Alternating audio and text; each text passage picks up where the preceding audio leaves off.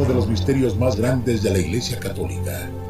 ¿Será cierto que entre todos los papas hubo una mujer? Esto es Enigmas del lado siniestro de la historia. ¿Sabían que la máxima autoridad de la Iglesia cristiana no siempre fue representada por hombres? De hecho, hubo solo una, la papisa Juana, quien profesó el Evangelio sin que sus súbditos y fieles supieran a quién le besaban la mano en respeto, impidiendo la redención de sus pecados. Ella vivió por décadas ocultando su identidad bajo una sotana para que nadie se diera cuenta de que había una infiltrada. Y poco a poco llegó al nivel más alto de la Iglesia Católica. Tal vez su fervor religioso solo fue superado por su instinto materno, sin imaginarse que esa alegría por convertirse en madre se transformaría en su máxima penitencia. Los invito a descubrir uno de los secretos mejor guardados de la Iglesia, el de la papisa Juana.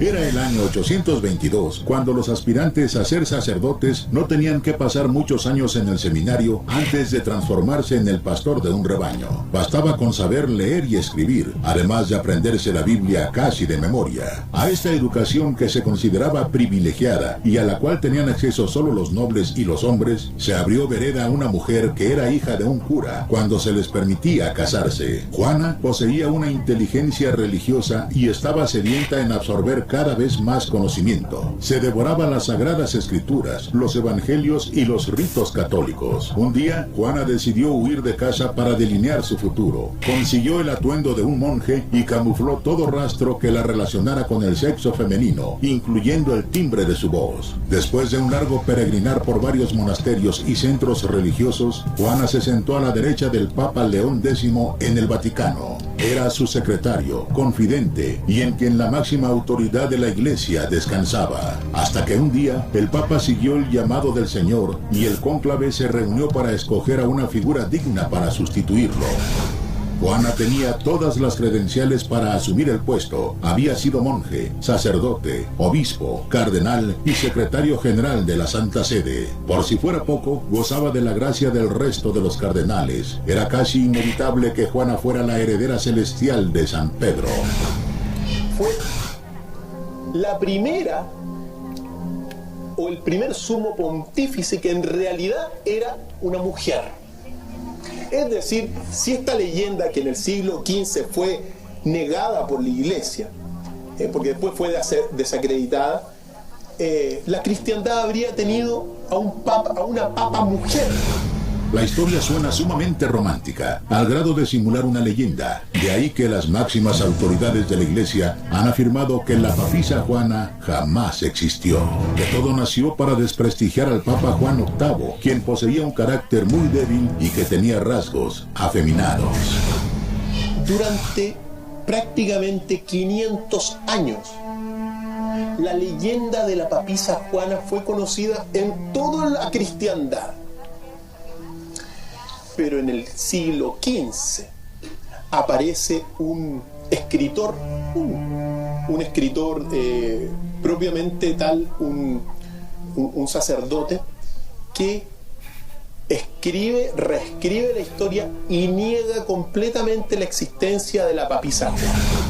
Aunque esta desacreditación se confronta con documentos históricos, testimonios que relatan que la papisa Juana sí existió, que poseía un gran don para la oratoria, era sabia y querida por la gente. Como es bien sabido, nadie conocía su identidad, mucho menos su sexo, hasta que un día cuando se encontraban en plena procesión detrás del Coliseo, la papisa dio un grito ensordecedor. Todos creían que tal vez se trataba de una afección del corazón, pero estaban muy equivocados. La papisa Juana estaba ejecutando el mayor de los milagros, el de la vida, al traer a este mundo a un recién nacido.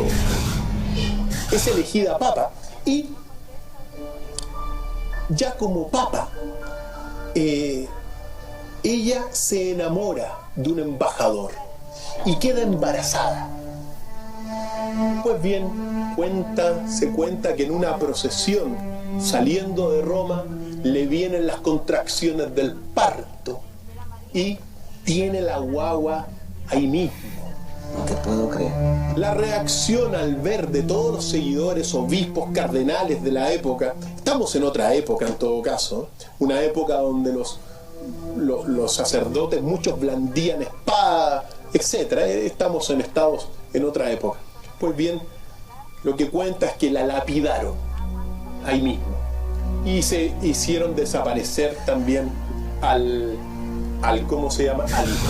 Tal vez en ese momento tuvo que haber resucitado Jesucristo para recordarle a los cardenales: y aquel que esté libre de pecado, que arroje la primera piedra. Pero eso no sucedió y terminaron lapidando a la mujer, expeliendo toda su misoginia, acabando con su vida, arrebatándole a la criatura y desapareciéndola. Después de este incidente, dicen que el Vaticano adoptó un método casi medieval para que no se repitiera, que consistía en sentar al candidato en una silla ahuecada, debajo de la cual otro miembro comprobaba que el sucesor de Pedro tuviera el miembro viril masculino. ¿Será que la papisa Juana realmente existió, como relatan algunos documentos, y fue lapidada por sus apóstoles, en este caso los cardenales de la Iglesia? ¿O habrá sido parte de una leyenda que en su momento se utilizó para desprestigiar a Juan VIII? Se antoja difícil saberlo, pero seguramente las nuevas generaciones se han de preguntar: ¿cómo es que en este mundo que promueve la diversidad, la Iglesia Católica no está abierta a tener una papisa? Bueno, tal vez primero tendríamos que empezar por los sacerdotes. Pero eso, más allá de un misterio, es algo que le corresponde a la Iglesia. Hasta aquí llegamos con un capítulo más de Enigmas del lado siniestro de la historia. Yo soy Rubén Moya y los veo muy pronto.